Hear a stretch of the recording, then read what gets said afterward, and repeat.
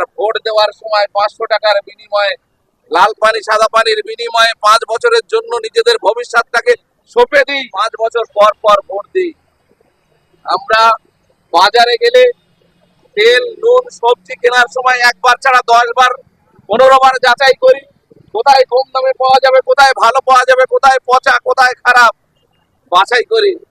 আর vote দেওয়ার সময় 500 টাকার বিনিময়ে, লাল পানি সাদা পানির বিনিময়ে 5 বছরের জন্য নিজেদের ভবিষ্যৎটাকে সঁপে দিই। আমরা বাছাই করি না, যাচাই করি না, কাকে ভোট দিচ্ছি, কাকে লোকসভায় পাঠাচ্ছি, কাকে বিধানসভায় পাঠাচ্ছি, সে আমার কথা আদৌ বলবে কিনা এ কথা না ভেবেই আমরা প্ররোচিত হয়ে যে কোনো প্রলোভনে নিজের বিবেককে বন্ধক দিয়ে 5 বছরের জন্য আমার ভবিষ্যৎটাকে, আমার দেশের ভবিষ্যৎটাকে, আমার রাজ্যের ভবিষ্যৎটাকে আমরা সঁপে দিই। বন্ধুগণ, এইভাবে যদি আমরা চলতে থাকি, আমাদের চিরকাল আমাদের যন্ত্রণা, আমাদের দুঃখ, আমাদের এই মৃত্যু কোনোদিন নিরসন হবে না। আপনাকে বাছাই করতে হবে, যাচাই করতে হবে, এমন নেতৃত্ব বাছাই করতে হবে প্রতিনিয়ত বিধানসভার মধ্যে ঝড় তুলবে, লোকসভার মধ্যে ঝড় তুলবে, রাস্তায় প্রতিবাদ করবে, আপনার যন্ত্রণাটাকে তুলে ধরবে, নিরসনের চেষ্টা করবে। এই সংখ্যা যদি আপনার এমএলএ এমপির সংখ্যা এই ধরনের বেড়ে যায়, তাহলে দেখবেন আপনার যন্ত্রণা নিরসন হবে।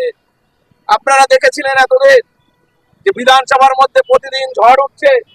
আমাদের আইএসএফ এর বিধায়ক ভাঙড় থেকে জিতে আসার পরে আপনি প্রতিদিন পেপারে দেখতে পাচ্ছেন মানুষের দুঃখ যন্ত্রণার কথা যেভাবে বিধানসভার মধ্যে তিনি প্রতিবাদের কণ্ঠ হিসাবে, সাধারণ মানুষের কণ্ঠ হিসাবে প্রতিনিয়ত তুলে ধরছেন।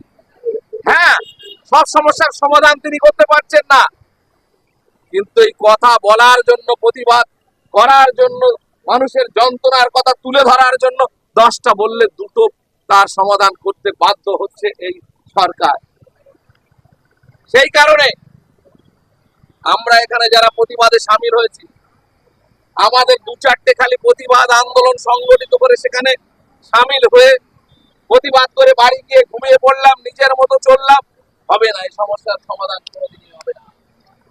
গ্রামে গ্রামে বাড়ি বাড়ি মানুষকে আপনার সচেতন করতে হবে। যার চেতনা আছে, যার শিক্ষা আছে, যার বিবেক আছে, তার দায়িত্ব সব থেকে বেশি।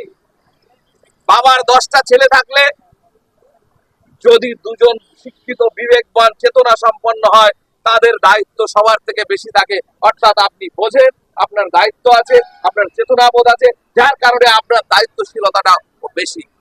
যার কারণে আমি বলবো, সবাইকে অনুরোধ করব, গ্রামে গ্রামে মানুষকে বোঝাতে হবে।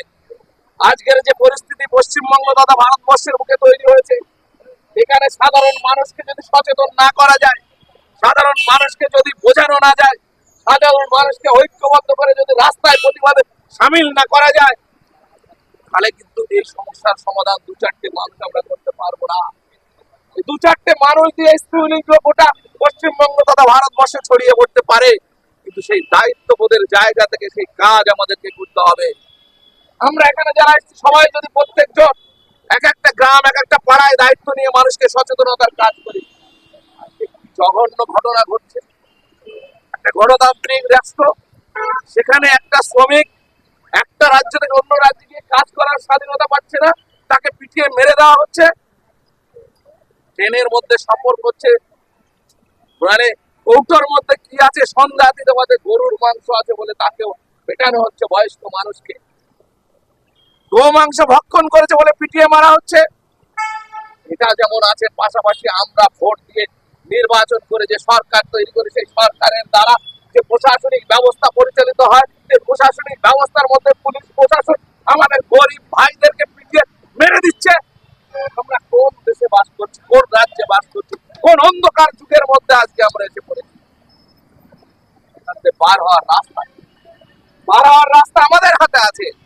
আপনার বিক্রি হলে হবে না তো। রাস্তাঘাটের লড়াই সংগ্রাম যেমন মজবুত করতে হবে, ভোটের দিনগুলোকে আপনার অতন্দ্র প্রহরীর মতো জেগে থাকতে হবে, মানুষকে সচেতন করতে হবে, অন্যায়গুলোকে চোখে আঙুল দিয়ে দেখিয়ে দিতে হবে।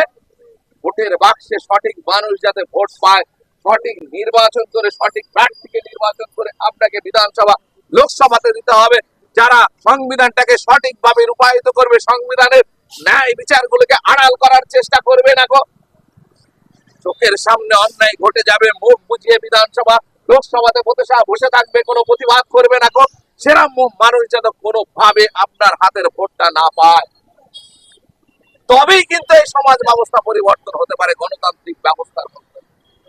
আমি সবাইকে অনুরোধ করব যে আপনারা আজকের যে এই অবস্থান বিক্ষোভ, এখান থেকে আমাদের শপথ নিতে হবে, মানুষকে সচেতন করতে হবে, মানুষকে বেশি বেশি করে রাস্তায় নামাতে হবে, লড়াই সংগ্রামে সামিল করতে হবে।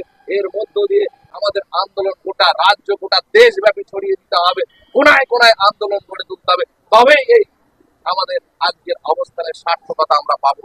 এই কথা বলে সবাইকে সংগ্রামী অভিনন্দন জানিয়ে আমি আমার কথা শেষ করছি। ইনকলাব জিন্দাবাদ, আইএসএফ জিন্দাবাদ।